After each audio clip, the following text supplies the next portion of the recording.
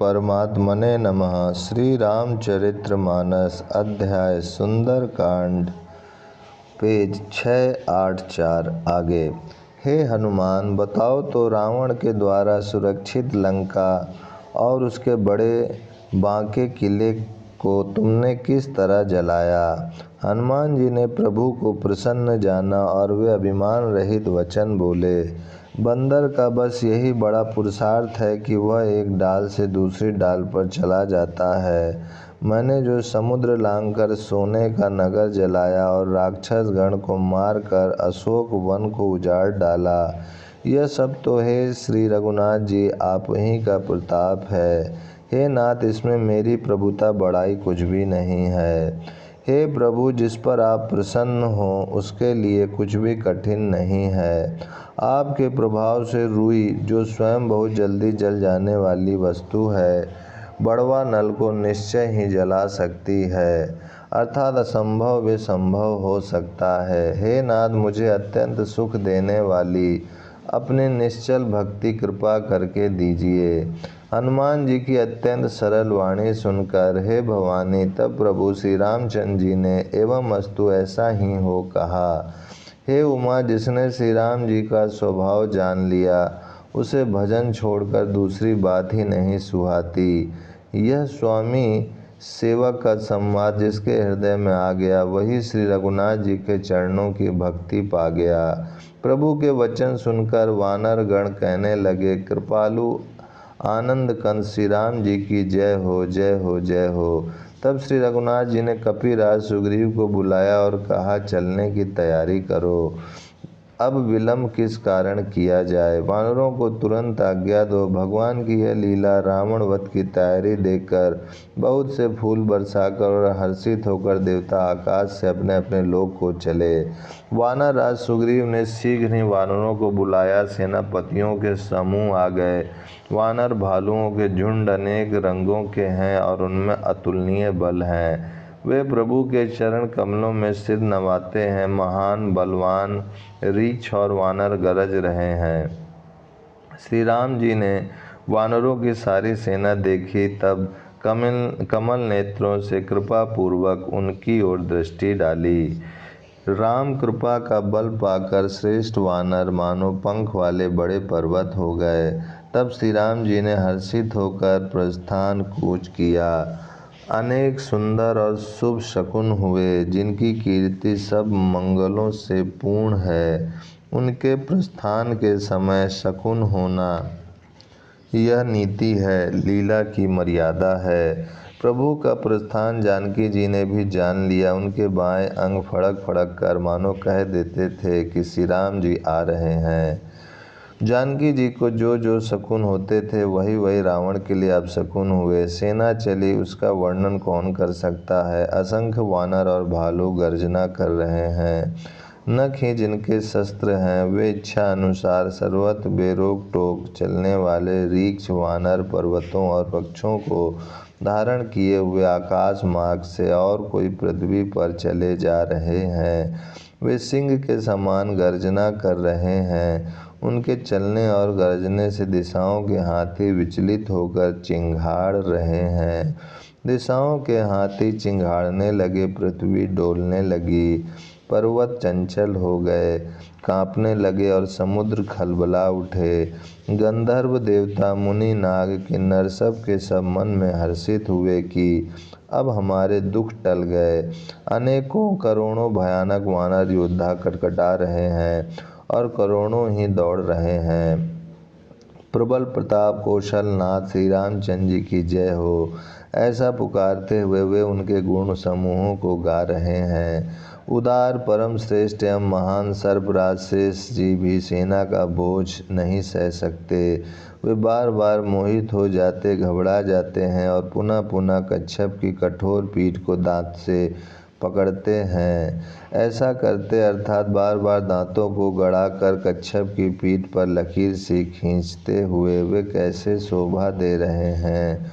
मानो श्री रामचंद्र जी की सुंदर प्रस्थान यात्रा को परम सुहावनी जानकर उसकी अचल पवित्र कथा को सर्पराज शेष जी कच्छप की पीठ पर लिख रहे हों। इस प्रकार कृपा निधान श्री राम जी समुद्र तट पर जा उतरे। अनेकों ऋक्ष वानर वीर जहाँ तहाँ फल खाने लगे। वहाँ लंका में जब से हनुमान जी लंका को जलाकर गए तब से राक्षस भयभीत रहने लगे। अपने अपने घरों में सब विचार करते हैं कि अब राक्षस कुल की रक्षा का कोई उपाय नहीं है। जिसके दूत का बल वर्णन नहीं किया जा सकता, उसके स्वयं नगर में आने पर कौन भलाई है। हम लोगों की बड़ी बुरी दशा होगी। दूतों से नगर निवासियों के वचन सुनकर मंदोदरी बहुत ही व्याकुल हो गई। वह एकांत में हाथ जोड़कर रावण के चरणों लगी और नीति रस में पगी हुई वाणी बोली, हे प्रियतम, श्री हरि से विरोध छोड़ दीजिए। मेरे कहने को अत्यंत ही हितकर जानकर हृदय में धारण कीजिए। जिनके दूत की करनी का विचार करते ही स्मरण आते ही राक्षसों की स्त्रियों के गर्भ गिर जाते हैं। हे प्यारे स्वामी, यदि भला चाहते हैं तो अपने मंत्री को बुलाकर उसके साथ उनकी स्त्री को भेज दीजिए।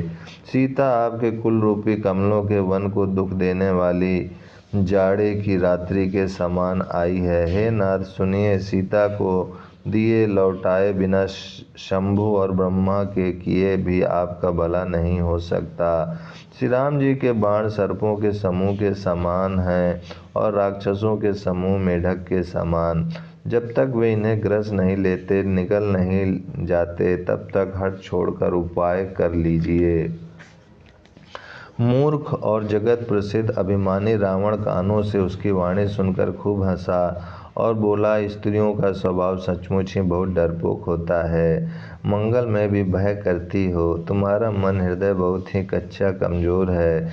यदि वानरों की सेना आवेगी तो बेचारे राक्षस उसे खाकर अपना जीवन निर्वाह करेंगे।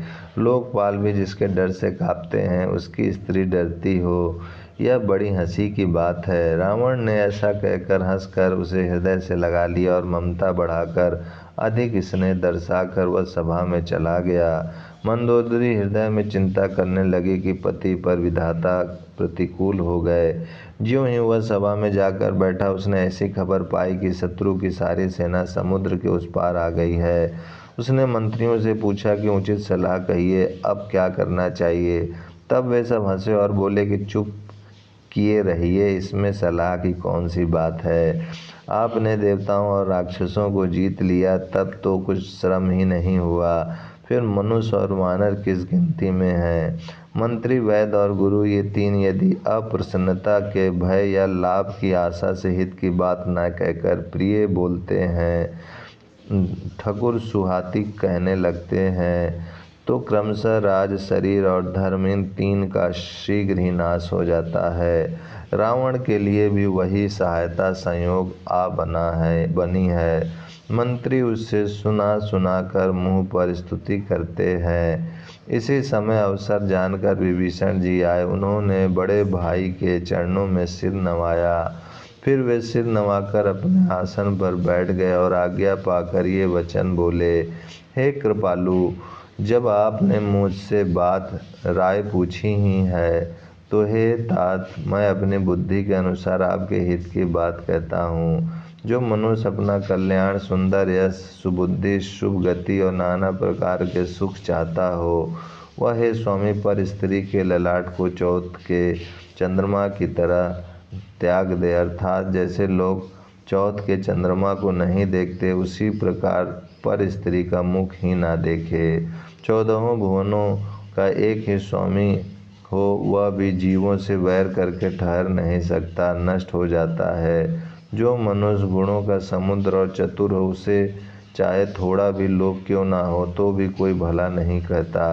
हे नाथ, काम, क्रोध, मद और लोभ ये सब नरक के रास्ते हैं। इन सब को छोड़कर श्री रामचंद्र जी को भजिए, जिन्हें संत सत्पुरुष भजते हैं।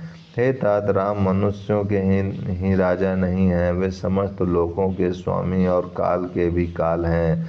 वे संपूर्ण ऐश्वर्य, यश, श्री, धर्म, वैराग्य, ज्ञान के भंडार भगवान हैं। वे निरामय, विकार रहित, अजन्मा, व्यापक, अजय, अनादि और अनंत ब्रह्म हैं। उन कृपा के समुद्र भगवान ने पृथ्वी, ब्राह्मण, गौ और देवताओं का हित करने के लिए ही मनुष्य शरीर धारण किया है। हे भाई सुनिए, वे सेवकों को आनंद देने वाले, दुष्टों के समूह का नाश करने वाले और वेद तथा धर्म की रक्षा करने वाले हैं। वैर त्याग कर उन्हें मस्तक नवाइए, वे श्री रघुनाथ जी शरणागत का दुख नाश करने वाले हैं।